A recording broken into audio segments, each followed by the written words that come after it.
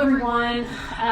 So I am here, kind of by the grace of God, but I'm here. So there's going to be a slight delay. You just experienced a slight delay because I was trying to figure out if I needed to switch camera angles or not. And sure enough, yes. So, welcome to Finding Family Facts from the Roberts Library. This is our second edition in the week, and it's pretty much going to be a repeat of what we did on Thursday, but I might come up with some new stuff. You might learn something new. It might be a nice refresher. This is really going to be a back to basics version of Finding Family Facts. When we do these in person, the genealogists at the Roberts Library really kind of do some one-on-one and help people overcome some obstacles and some barriers in their genealogical journey. Echo. Okay, hang on. Oh, yes. Okay, that should be better. Thank you, Glenn. What I wouldn't do for my tech support from across town. I even checked that before I started. Okay, so when we do these in person, we do a lot of one-on-one troubleshooting. And so this is really a back to basics. This shows you what you can do at home right now while you're at home during this pandemic, and what resources we offer at the Central Arkansas Library System for you to do that. So, first of all, the library system locations will be closed to the public and will not be doing in-person public programming now until May 11th. That's the new date. So I like to say at least till May 11th because that may change. But we are offering some new features like curbside service for you to pick up books. There's a lot of details on CALS.org because I don't know the specifics of that. So please check CALS.org before you go because it's select locations and select times. We're also offering both at the main library in the reference department as well as on the second floor of Roberts in our genealogy and research room. We are offering Ask a Librarian, Ask a Genealogist, and so you can call between the hours of 2 p.m. and 6 p.m. Monday through Saturday, starting this week, so starting right now. And you can get some questions answered, whether it be a genealogy question or a research question from us or a general reference question from the folks across the street at Maine. We are there for you. So please call.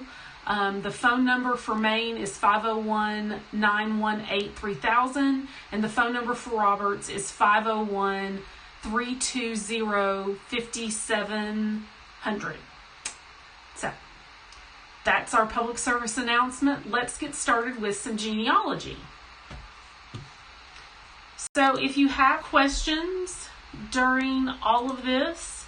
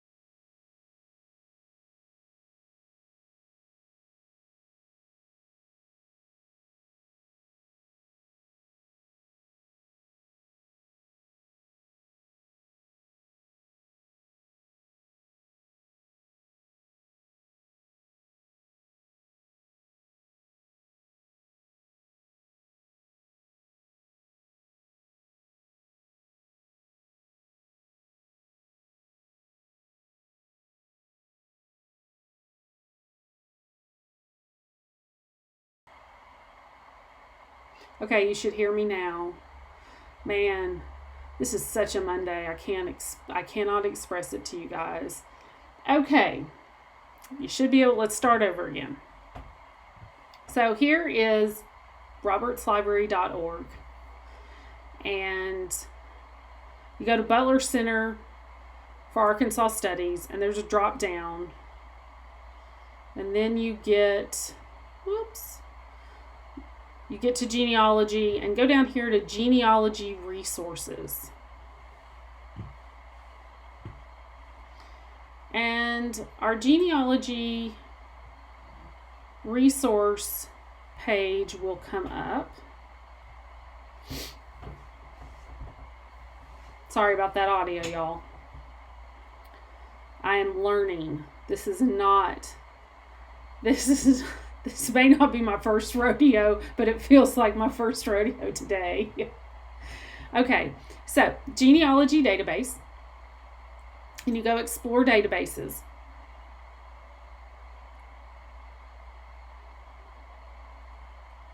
And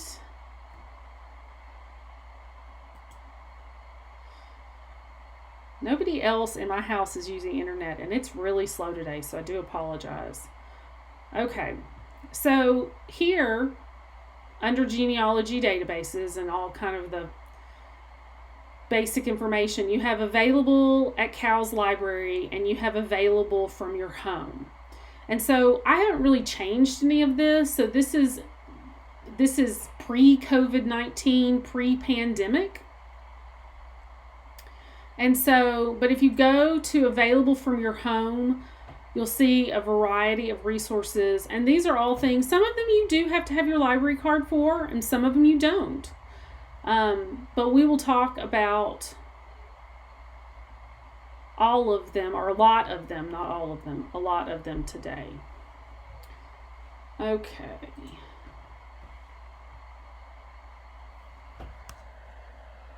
Now then.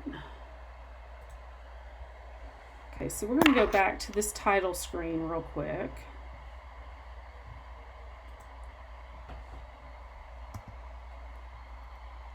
So I had created these lovely slides, but this gives you some information that you can see for those that are really visual learners, like myself. Ask a librarian or genealogy during the COVID-19 pandemic closure. For Roberts Library, again, that's Monday through Saturday from 2 p.m. to 6 p.m. Central Daylight Time. There's the phone number. There's the email address. And then CALS has set up so that card holders can access the Ancestry Library Edition during this pandemic time. Ancestry has done this for their library systems. This will only be available from home during the pandemic. And if you email calsinfo@cals.org with your name and your CALS barcode, you will be able to get access to Ancestry from home, which is really quite a big deal. Okay, now next slide. So this is what I'm going to attempt to cover. We're going to get through most of it, but again, this is a really big overview of a whole lot of resources, and it's really designed to get you started in your genealogical journey. But I did find out from a couple of people after Thursday's session that even though they had been doing genealogy for a while, they did learn some new stuff. So that's always kind of cool to know. Okay, I think that's my last slide. Yes, it is. So let's switch screens back to the website. So once you're ready to get started, you've got a couple of options for your search. First of all, I would suggest starting with Family Search. So Family Search is a free version of Ancestry. It's the easiest way to say it. They are owned by the same company. And so this is a free version of Ancestry. All you have to do is sign up for an account. Now, you do not get everything that Ancestry has to offer. That's why Ancestry is so awesome. But you can do quite a lot with Family Search. So I do encourage people to have Family Search accounts in addition to working on Ancestry, because sometimes it's easier to find things in one place rather than another, even though they're the same company, if you know what I mean. So in Family Search, you can create a family tree to track your research. In the Ancestry Library Edition, you're not allowed to do that. If you're a paid Ancestry subscriber, of course you're allowed to do your own family tree. But in Family Search, anybody can do it. It's a great way for you to keep up with stuff. You can also look at other people's family trees, and you can edit theirs and they can edit yours. Now that can be challenging sometimes because not everybody triple checks their research before they start editing somebody else's things. I have been on both ends of that, where I have accidentally edited something wrong. And I've also had my trees edited. And I will state for the record that most of the genealogy I do is on a person that I'm not even related to. It's the woman that I did my master's thesis on. And so you're going to hear a lot, or we're going to do a lot of genealogy today about someone I'm not even related to, because it's what I've done. So on Family Search, you have a couple of choices. So here you can go to a family tree, and so you'll see it automatically when you sign up, it creates a family tree starting with you. And you can see here I have done nothing with my family tree. I let them create it for me, and that is it. But I have created family trees for other people. Well, I didn't mean to go there. I meant to go to find.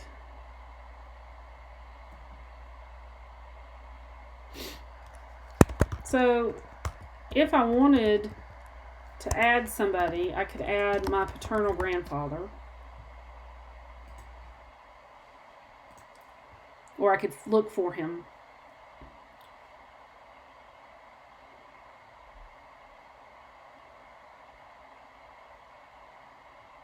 Well, that was not very successful. He usually comes right up. Let's try that again.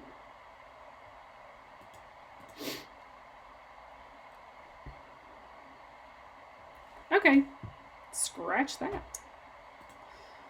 So if you go back to the main page, do over. If you go back to the main page, you can also, it'll keep a record of your recent people. And so this is Katherine Breckenridge. And you can see her tree.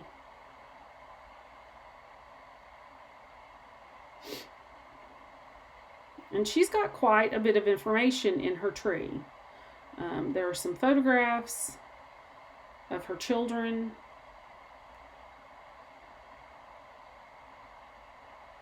And so it's pretty filled out. So that's a great resource for anybody. I mean, it's just kind of fun to see it in that way. But let's get to searching. So if you go to search records,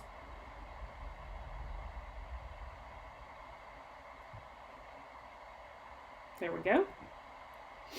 And you can search for anybody here. You just type in the name. Let's try again.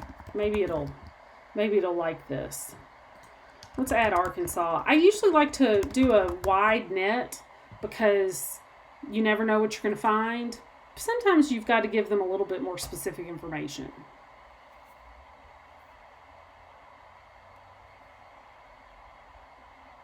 There we go. There he is, Hilton E. Register. So here you can see this is the census from 1940. He's listed as a son-in-law. It lists his birth and residence and the other people and their relationships. And if you click over here on the image, it should bring us to the actual census record. Family Search does this a little bit differently than Ancestry. It gives the indexed text information down here at the bottom, so you can read it there. You can also look at the neighbors around on the whole sheet.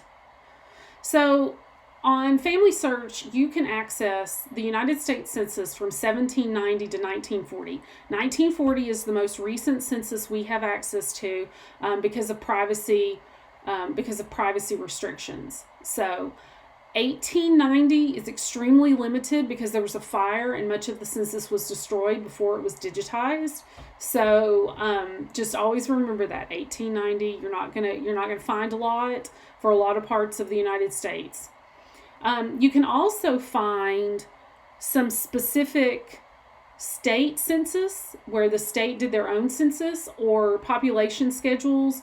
There's some mid-decade schedules, especially for New York and New Jersey, where they did like 1855, 1865, which is great for people who moved around a lot. You can catch them mid-decade someplace else, which is always kind of fun.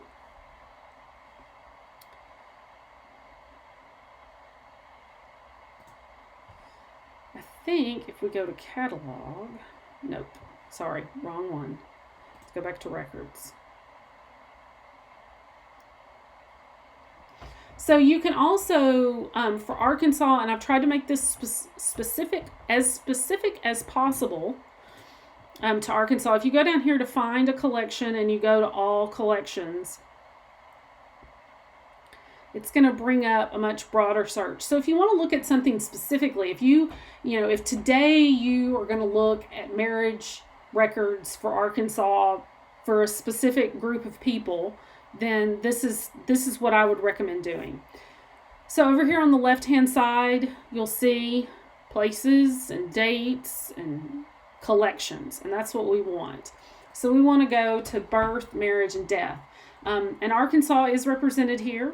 So you can scroll back up to the United States and click down that little triangle and go to Arkansas. And here specifically is what is available. Marriage records are great. Death records are great. Cemetery records are awesome. There's also some church records in here, which are always usually add some information that you can't find in other resources. Now, if we take away birth, marriage, and death, but leave Arkansas on, you can see that here's what it shows for the rest of the collections. So that's that Sevier County record of voters. But don't let it say, don't let this fool you. It says census and list only one. Arkansas is still represented in all those, all the decade census, but this is just representing that one list. We've got some military records. We've got some Civil War, Confederate and Union, the pension records. So those are great. I'll show you where you can find those elsewhere as well. And then court and probate are so important. Wills and court records, you can really start to find what, really who is the person, not just, when they were born, where they were born, and, all that. It's everywhere. Okay. That last sentence didn't make sense because I was busy reading the comments. Let's try that again. Okay, so you can find a lot of really cool, the probate records will really fill out who a person is. Jessica, I hope that you are getting sound now. But it has been a weird day, and really, honestly, I would not be surprised if half the people are getting sound and half the people aren't. Also, Freedmen Bureau records are great for African American genealogy, especially for that period earlier, towards, right there at the end of the Civil War. Okay, now we're going to switch to kind of the in-between the totally free family search and the limited access, but right now you got access. Great, Jessica, I'm glad. Ancestry. So, Heritage Quest online, you have to access it through the library system, but you can do it at home any old time, not during a pandemic. You can access this at any time. You do have to have your library card. And this has like a step up from Heritage Quest, but not as much as Ancestry. So, again, we got census records. We've got all the census records 1790 to 1940, with the exception of very limited 1890. We've got city directories here, which are fun to look at, especially when you're, if you want to find out who lived in your house or what was on a piece of land before what's there now. We tear down buildings so often. So, city directories are awesome.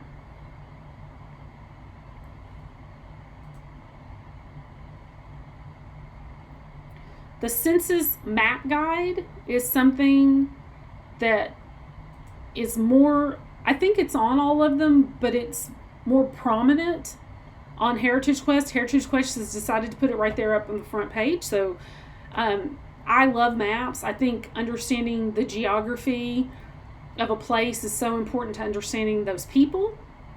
And so this is great for Arkansas or any state because it shows you how the state has grown and expanded, how the counties in particular have changed. So this 1810 map of Arkansas shows you those three giant areas: the New Madrid area, the Arkansas area, and the Indian lands.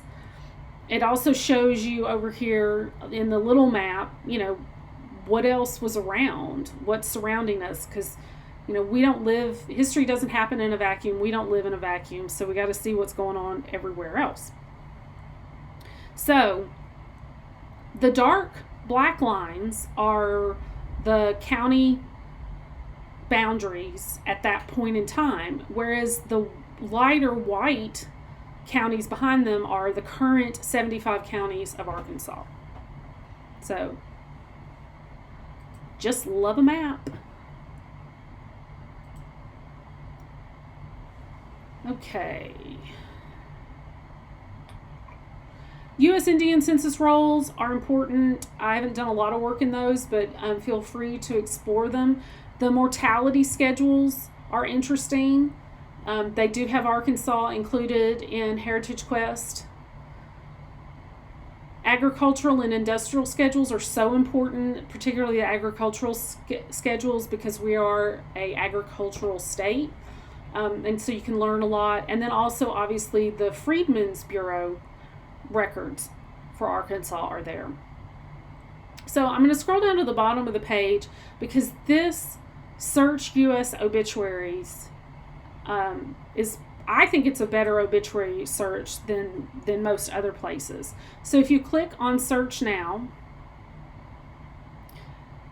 and of course it says, sorry, there is a problem displaying this form. Okay, let's try refreshing, and if it doesn't do it a second time, we're just going to believe it's cool. Oh, hey, looky there, it cooperated.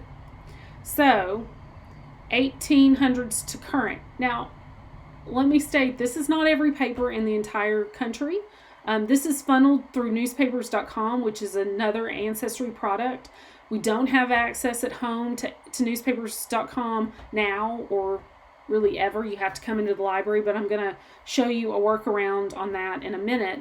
Down here at the bottom, you can actually see some more information specifically about what you're going to get when you find these. You're not going to get a screenshot of the obit. Let me show you.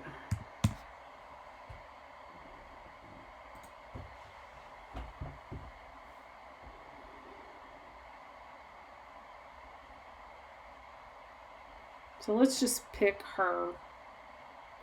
So this is, what you're going to get is a kind of an indexed record, really. It's just the information from the obit. Here's a better version. And it shows that this obituary was done for this woman on July 21st, 1949 in Atlanta, Georgia. It does not tell you which newspaper it came from. So, Atlanta has a couple of papers, I think, or probably had a couple of papers at that time. But you can take this information, and it also helps you to, double check birth and death dates. They aren't always the same in every place for everybody. Dates get said wrong, people tell them wrong. So that is Heritage Quest. So now let's go to the Big Mama Jamma. And this is what, they've got these commercials, and you click a leaf and you find out all this information about yourself, and you learn so much about yourself. So Ancestry is very well known. It is the standard by which everything else is measured. So, if you are a CALS library card holder, I encourage you to get the remote access during the pandemic so that you can play with this. If you are not a CALS library card holder, I would contact your home library and find out what kind of access that they have right now, because this was offered to everybody. So you should be able to get it no matter where you live. Okay. So the difference between a paid subscription for Ancestry that someone has personally and the library edition is, like I said before, you can't create a family tree. You can view public member family trees, which are right here under the quick links, public member trees. You can also, or you can't participate in message boards. You can look at them, you can view them, you can read them, but you can't actively participate. You can't talk. You can't talk to the people on the other end. But these can still be incredibly helpful. It's a lot of people asking questions. So just like if you Google something, you might find somebody who had the exact same question, got it answered, and then you can move on to your next thing.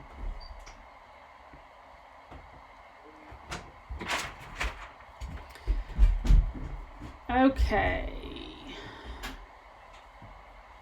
That was my son coming through the hall because school is over and he wants to get to his computer for the noise that y'all just heard. And the pause.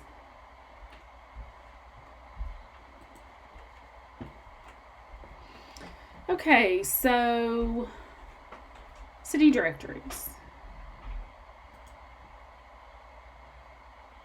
Again, you can get the census here. You can get all the census here. Just not as much of 1890. Okay, city directories. So you can put somebody's name in here, obviously. That's what that's for. But I like to go over here to the side. And you go to USA. And then you go down here to Arkansas. And it's going to kind of give you a list. And if you go to U.S. City Directory 1822 to 1995, over here on the right in this box, pick Arkansas. And then it has the lists of all the cities and or counties of that state that you can access. So obviously most of these are city names. Notice here, El Dorado is spelled with the space and without the space. But let's look at Little Rock. We'll just pick a year, any year. And here, Little Rock, Arkansas, City Directory 1880. So if you don't know what you're looking for and you just want to look, here it is. You click this little X and that will go away, and then you can use your arrows here to flip through. Some of them have advertisements that can be interesting. You can find some information there. Also, they often list clubs and other organizations that are active in town. Now, it's important to note that the majority of city directories you are going to come across in any kind of library or archive or Ancestry, database, whatever, they're going to be from the white community. They're not going to be from the black community. The black community would have had a separate city directory, and you can find some of those sometimes. But these are predominantly going to be, especially these early ones, just the white community. It's important in Ancestry to click their back button and not the back button of your browser. It's not a terrible thing if you click the back button of your browser, but it makes it easier if you click their internal button. So down here in these quick links, this is really a good place to get started. We talked about member trees, public member trees. Birth, marriage, and death records are tons of information. Military, we're going to do that in a different place. More wills will be in Ancestry than in any of the other sources. And so let's look for Katherine Breckenridge. They recently updated this, and her will came up, and it's the ledger book. It's typed. She died in 1921, and it's there. It's great, but it references this additional list, this addendum of what she, who she was going to give specific pieces of art, specific pieces of jewelry, little mementos and keepsakes. She had really done this itemized list. And so, but it's not in with the will. And so when I was at the Library of Congress recently, I found the list in her papers. So that was kind of cool.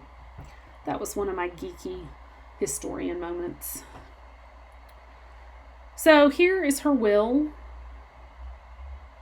It starts. Whoop. This mouse is really, there we go. It starts here at the top of page 507. Last will and testament of Katherine C. Breckenridge. And it goes on for several pages. It's a lengthy will. But it is typed, so you don't have to worry about trying to read handwriting, although that can be a fun challenge. So click the back button, and we're going to look at, or click, and also click all results.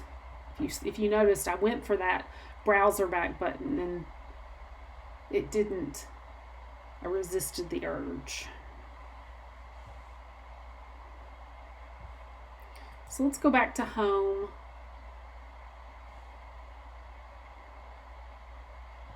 And we're going to look at schools, directories, and church histories.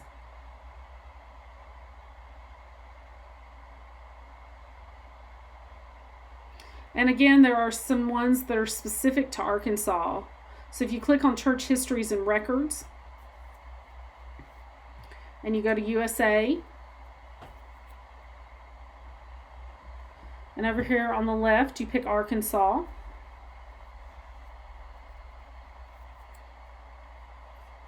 There's quite a few.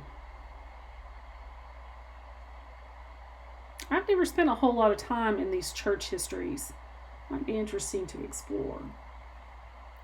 So one of the really cool things about Ancestry, and you can do this other places in the other searches, but because Ancestry has so much, because you're getting pictures and not just a transcript, it can be really cool. So if you search for your person, whoops.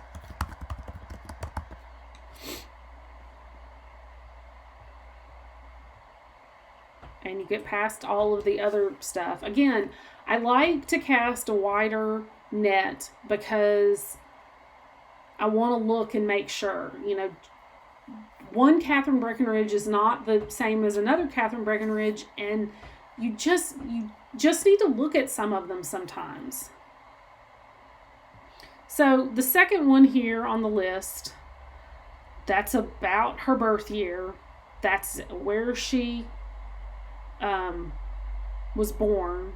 I know this is her because I know this is the 1920 census, and I know that she was with her daughter and son-in-law in North Carolina when the census was taken, although she was really, her residence was in Fort Smith. So if you click on View Record, you can see all of the details from the census that have been, typed out, indexed. But if you go to the record, or you go here to see more, it's going to take you to this page. And you can see in the brackets there, name Katherine C. Breckenridge. And you can see in the brackets, there's alternative spellings. Other people have thought, no, it's not really spelled that way, it's spelled this way, when they were looking at this specific record. Spelling was not consistent previously. Some people still don't spell consistently. I'm one of them. But spelling names, oftentimes it's the enumerator taking the information orally and then putting it on paper and not asking, now, how do you spell that? So Katherine with an A comes up a lot. Katherine with a C and an A comes up a lot. Breckenridge with an EN instead of an IN comes up a lot. Obviously, somebody thought that the C was an E. So it's often interesting to go and actually look at the census record. So on Ancestry, unlike Family Search or Heritage Quest, whichever one we were on earlier, it's a little bit more detailed. First of all, there is a drop down. Let me make that happen again. There you go. You can see that drop down tells you the columns of the census. It also highlights in green. Well, in yellow is the person you've looked for, and in green is the whole household. And then obviously you can see the neighbors. If you hover over any field, any cell, think of it as a spreadsheet, it will tell you what's written in it, what column that is, and what's written in it. So that's kind of cool. Always look at the neighbors. You can find out a lot of information about a person from their neighbors and their neighborhood, but it's also just kind of interesting. So this is really what I want to show you. Send document. So I come from the school, and it may be my own school, but I am a scoop and run kind of researcher. I like to get all of the information as much as I can. I have a little bit of ADD, so I don't like to spend a lot of time sitting in a research room, poring over papers. I think the longest I can do is about 6 hours straight, and that's me really pushing it. But I like to take it home and look at it and really have the time to just pour over it. So send document is really important for me in Ancestry. So if you click this, it'll bring up a box, and you can email the record to yourself, including any images that are attached with it. So we're going to email this to me because I want to show you a cool trick. Well, I want to show you both a cool trick and something to be aware of. I really can't type. Okay. See, I really can't type. Please ensure that 2 email addresses match. Then let's do this. Hopefully I typed it right. Okay, so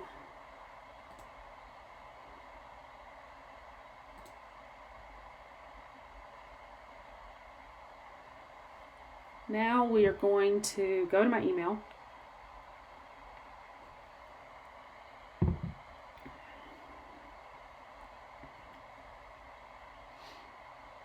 And of course it hasn't shown up yet. So what we're going to do, I had this all rehearsed last time. Y'all missed it. We're going to go to Breckinridge, my Breckinridge folder. Maybe, if it'll load. Hello.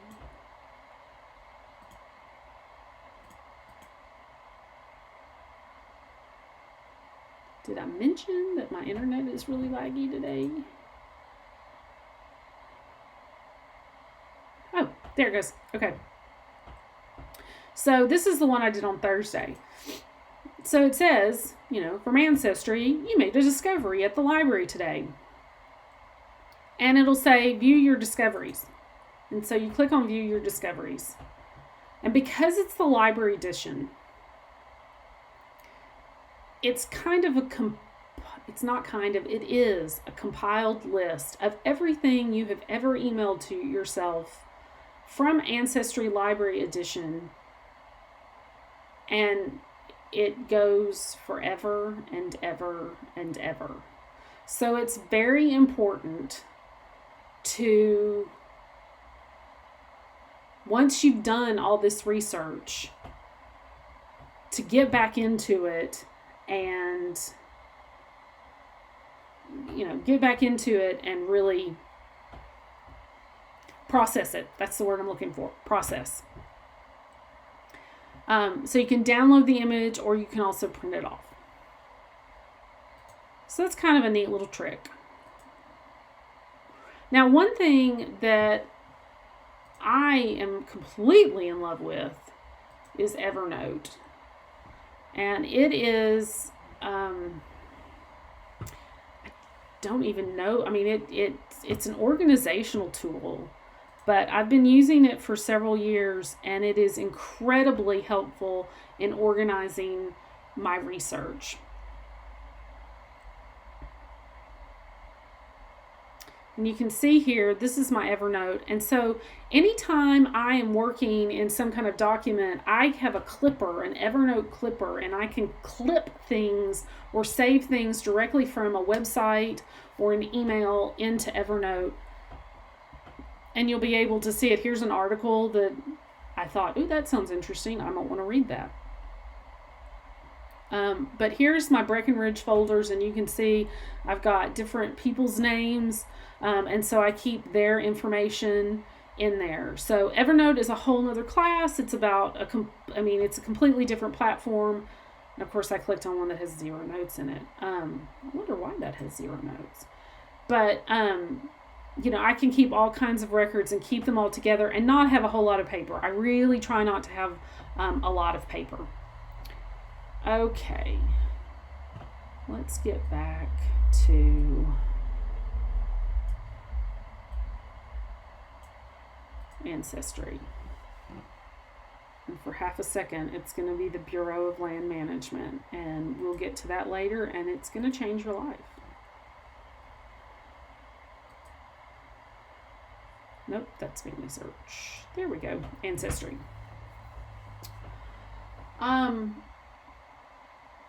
There are maps and atlases on Ancestry.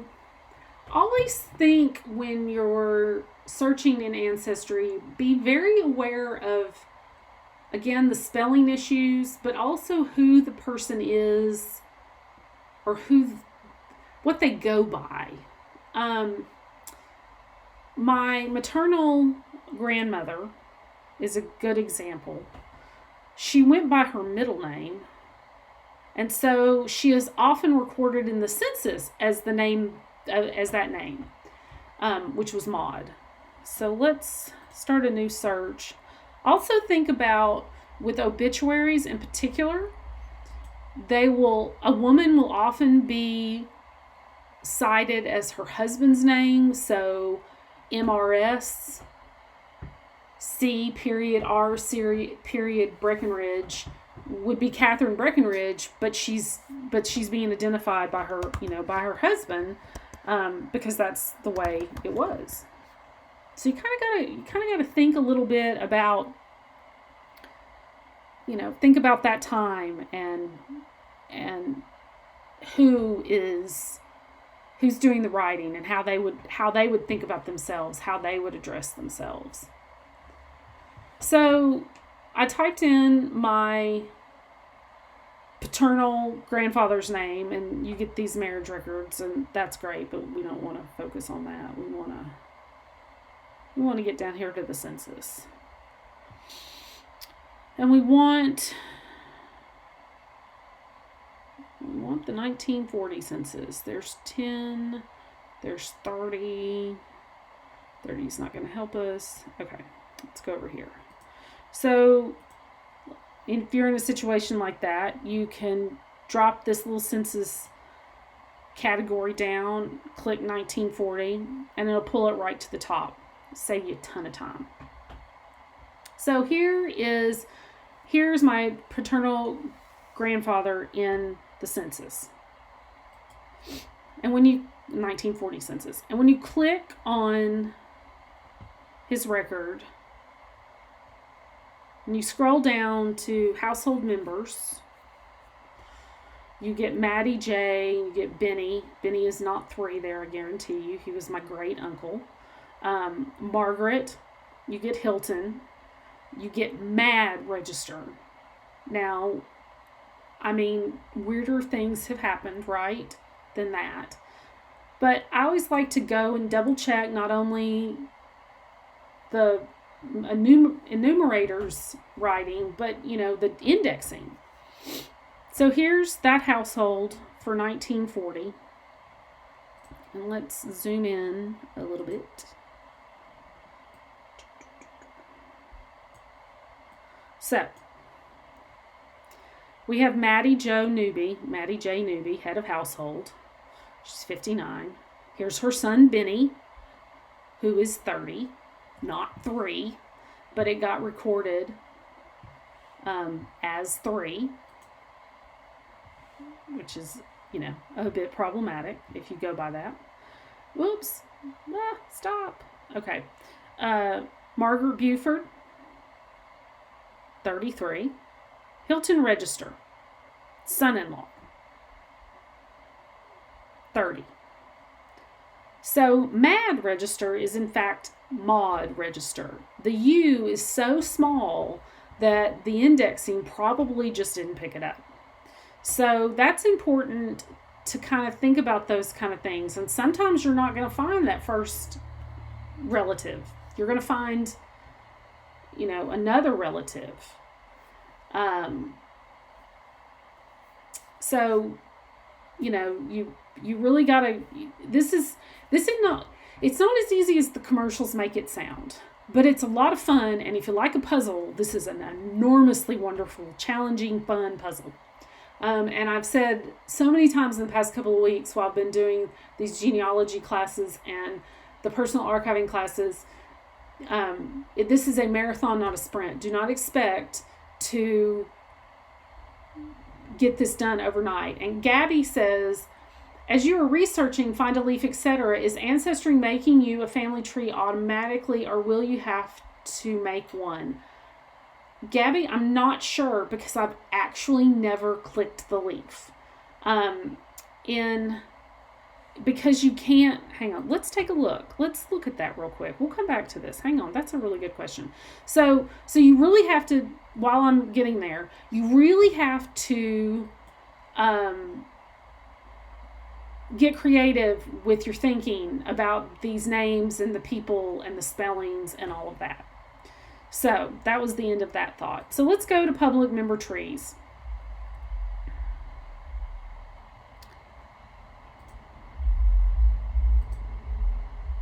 And I wonder,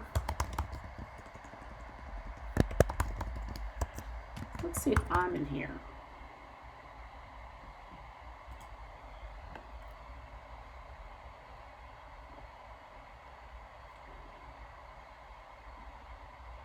Nope.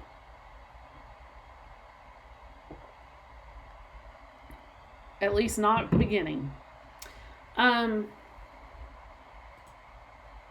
Let's pick one of these though and see if there's any leaves on it.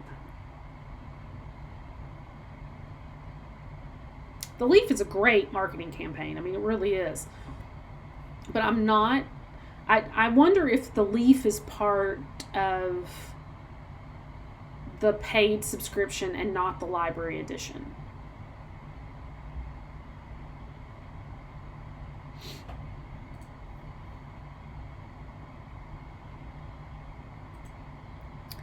Yeah, because I don't see any leaves here. I will find out. I will find the answer to that question. Nobody's ever asked me that, and yeah, I want to know that. So we'll figure that out. And I will post the answer in the comments to this video. And I'll figure out how to do that too. Okay, so now we are going to jump to military records. And the military records are in something called Fold 3, which I believe has to do with the fold in the flag when it's given to, when a member of the military dies and the flag is folded in the triangle. It's the third fold, Fold 3. I believe that that's correct. So Fold 3 is a database that you can access with your library card from home anytime, even outside of a pandemic. So this is a really neat resource, not only for genealogy, but for, you know, studying of wars and these episodes in history. So you can browse by war. See here, you can do revolution up to some recent wars.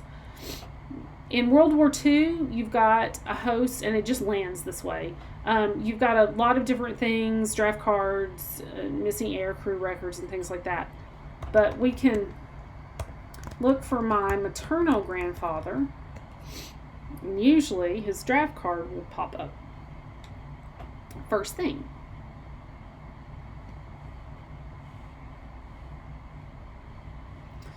And it did this the other day. It's got some kind of weird, let's try that again. See, something went wrong, really. Really all the internet is being crazy overworked right now. Okay, let's try one more time. Hey, third time's a charm. Okay,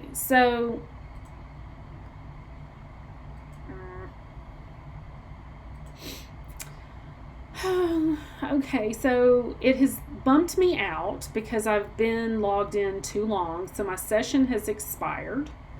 You can see the draft cards also on Ancestry, but nope, it's not going to let me do it no matter how I do it. I don't have to log back in, and that takes too long. So we're going to click back. This version may not make the cut of the, we can go here. So, but threefold is great, and yes, all you have to do is log in with your library card number and not leave the computer sitting and not leave it idle for too long, and it won't kick you out. So if you go to military and ancestry, just so that I can show you, let me type in John Harold Alston.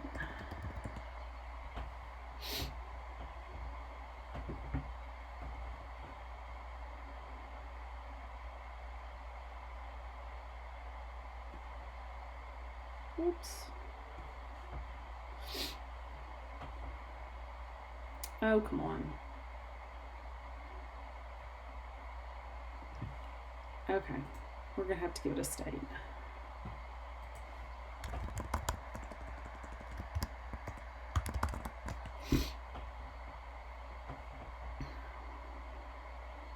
There we go.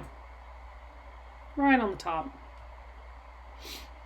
And so this is what his draft card looks like. Now, he did not serve. He had some kind of medical, he was either flat-footed or bad eyesight or something. But this is his draft card. And it shows who he worked for, which is really kind of cool. I always liked that. I know who his mother was, but, in 1940, this is who he worked for. And it tells some vital statistics kind of things like height, race, weight, hair color, eye color, complexion, that kind of stuff. So the draft cards are great. Okay, now we're going to get to the fun part, or what I think is the fun part. One of the other things that Fold 3 has. They have the Southern Claims records, and these are post-Civil War records.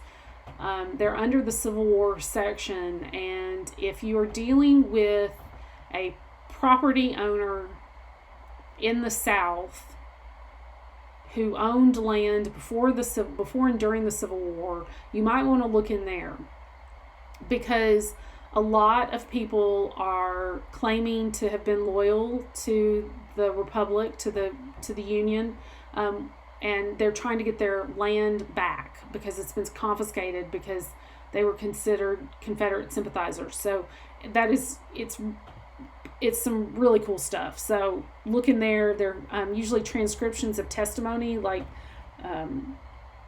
it's like a deposition, and so there's a lot of interesting information in those testimonies. They're very colorful, shall we say. So newspapers.com is not accessible from home at any time, including right now, but there is a great alternative, and it's Chronicling America at the Library of Congress. And so this is free to everyone, anywhere, anytime. And you can look through all kinds of newspapers here, not just Arkansas. Our newspapers.com subscription is just Arkansas papers. Those subscriptions are extremely expensive, and so we have to limit the library subscription to just Arkansas. But the Library of Congress has everything. And so this is another instance where you really need to look specifically for the name as you would think it would be printed in the newspaper. So if they were married, you might look under their husband's name with an MRS in front of it. If they were in the military, you might include their rank, like a major, in that as well. But I want to jump really quickly to all digitized newspapers, and we had somebody on Thursday's call who asked if there was a Hot Springs paper, and so I just went to Arkansas. And so here you can see there's 16 million pages available, 41 newspapers total from Arkansas. They're from all different periods. You can see here the earliest issue and the latest issue. Now it's important to note that that is the earliest issue that they've got, and the latest issue that they've got digitized. It is not necessarily a full run. That does not mean they're going to have every single issue that this paper had. So just be aware of that. Also be aware that most newspapers aren't going to be dailies historically, and so you're going to have weeklies, you're going to have monthlies, you're going to have every 2 weeks. So you kind of want to look at that. So we'll take this first one, Arkansas True Democrat, and this is kind of its card catalog record, for lack of a better word. And so it gives you lots of information, gives you a little synopsis. This one is really full. It has a lot of information. But you can go to this calendar view, and I realize I've started talking really fast because I want to get to the last two databases, and I should probably really start with those because they're my favorites. But you can see here, this is a weekly. And so starting in June 1857, the Library of Congress has a good run of newspapers for that second part of the year of 1857. And so we'll just click on June 9th. And here is the Arkansas True Democrat. And so if you click on a page, now I know you're thinking, I can't read that. But if you click over here in this little box, you can move it all around. And you can zoom in.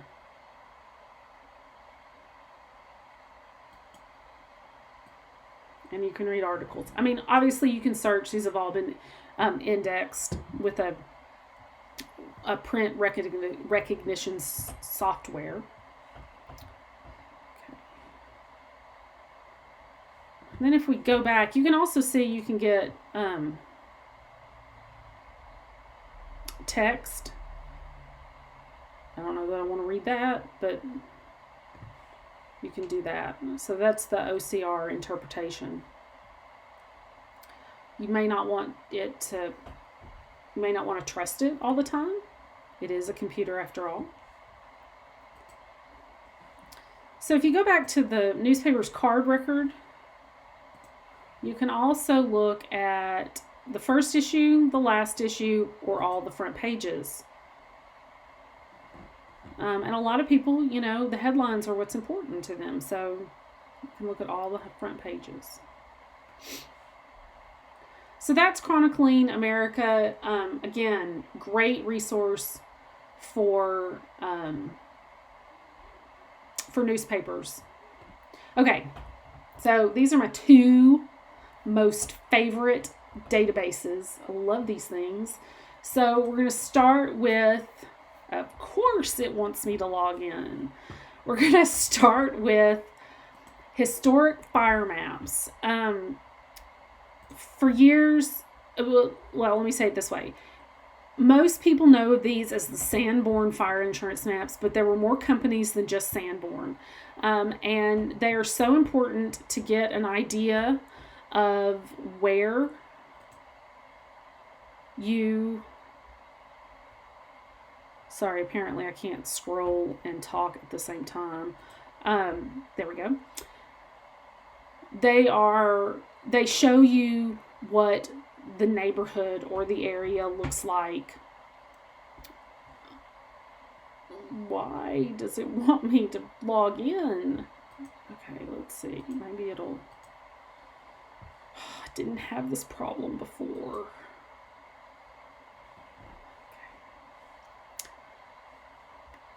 Okay, let's do this real quick.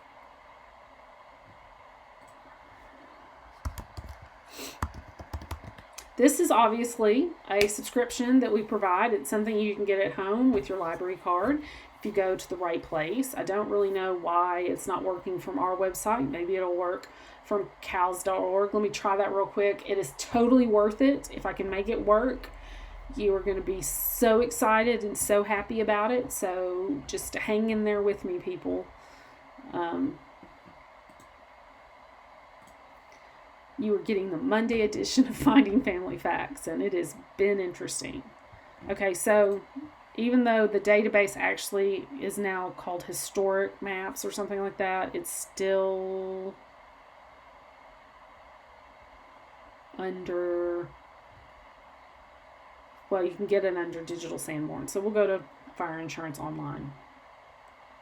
Come on, cross your fingers, cross your fingers. Oh! Okay. It is so cool, y'all. Okay, if you really go to the video that is from Thursday and scrub forward until you get to this section and experience the fire insurance maps. Oh, I can't believe it doesn't work. Okay, this is cool too. This is my second favorite. This is the Bureau of Land Management. And a lot of people don't realize that this exists. This is a public website. This is your federal tax dollars at work. And so this is through the Department of the Interior, Bureau of Land Management. And if you go up here to search documents,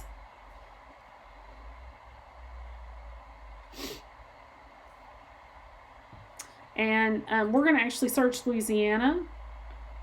because this is Katherine Breckenridge's father, and I know I can find him. Well, at least I think I can find him. All bets are off today. So James Carson, both names, James and Carson, are very common names. He does have a middle initial, which is G, but again, I want to cast a wide net. So you go down, and about the sixth one down, there's a James G. Carson. I know that that's him because I've looked here before. It's in Louisiana. It's East Carroll Parish. And so if you click on the accession number, it'll take you to the patent details. And I'm sure to somebody, somewhere, this makes sense. And it probably does to me on a better day, but what we really want to look at is the patent image. And you can order a certified copy and pay for it. Most people don't need a certified copy, so it's the information that we're wanting to get. And so it's going to load this image, and it's going to take a minute, so I'll try to keep talking to entertain you. But again, property is such an important part of this country, land property. And so these really fill out the picture of our ancestors so much more. So here is the land patent for this piece of property that James Green Carson of Carroll Parish, Louisiana owned. And it'll give you it'll give you lots of details about that piece of land. And that's, people, these are great documents to have. But if you click on related documents, you can go here, and we've already been to the patent. And there's surveys, and there's this LSR and the CDI, but we want track books. And this is where it gets cool. So you go to this, and again, really important information here, but we want to go here to the book image. This is the actual track book that recorded this transaction. And so, if we zoom in using their handy dandy little, nope, I don't want to zoom in that. There we go. I want to get that. Okay, and then you have to use their arrows. I'm going to go over to the side. I'm going to go all the way to the top. Whoops, let's go down a little bit. Okay, so you can see here, it gives you the, township number. This book has been taped heavily. It's keeping it together. So, see, I want to use my little, let's go over.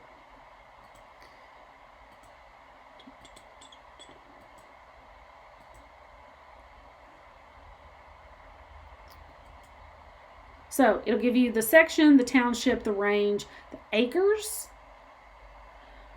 the rate per acre, the purchase money, the name of the purchaser, the date of the sale, the number of receipt, the certificate paid, to whom it was patented, date of the patent. This is great information for people trying to track down land transactions. And land transactions, particularly in the South, are really interesting. A lot of times when you inherit property in the South, particularly pre-Civil War, the name isn't actually changed. It remains the name of the person that had owned it. It doesn't change to the person who inherited it. So you need to learn to look to figure out how much land somebody owned. You really have to look at all of the people who owned that land to really get a good sense of the size of their land grab. So, okay, I think that's all. I will be more than happy to take questions if anybody else is still out there from this wonderful debacle of genealogy research. See, I can't even say the right word. I'm more than happy to answer questions. We have somebody manning the phones at the Roberts Library until 6 o'clock tonight. If you also would like to call and talk to her, she may be more with it today than I am.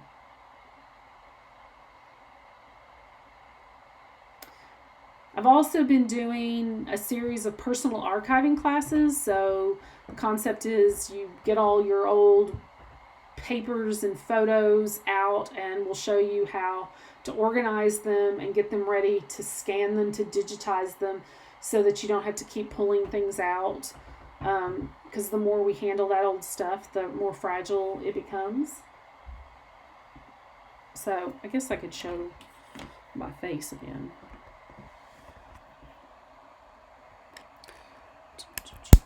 Okay.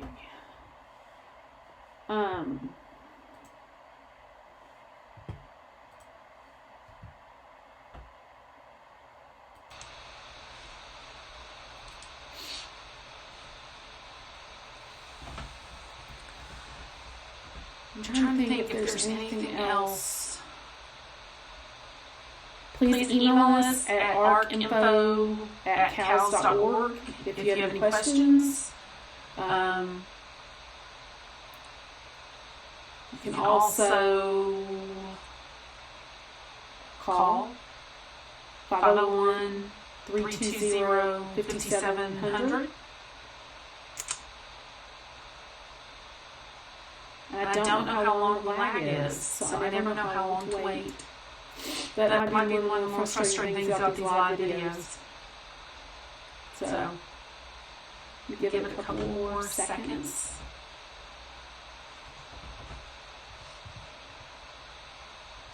Please, if you are frustrated by this crazy video, then please go and watch Thursdays. It was much more with it and much more together.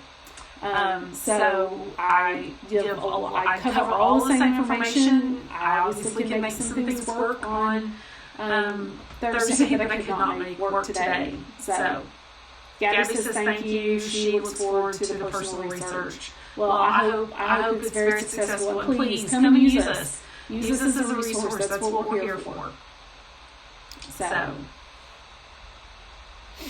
Well, thanks everybody. Have a great day. I will see everybody hopefully on Thursday or elsewhere on the internet. Have a great day. Thanks. Bye.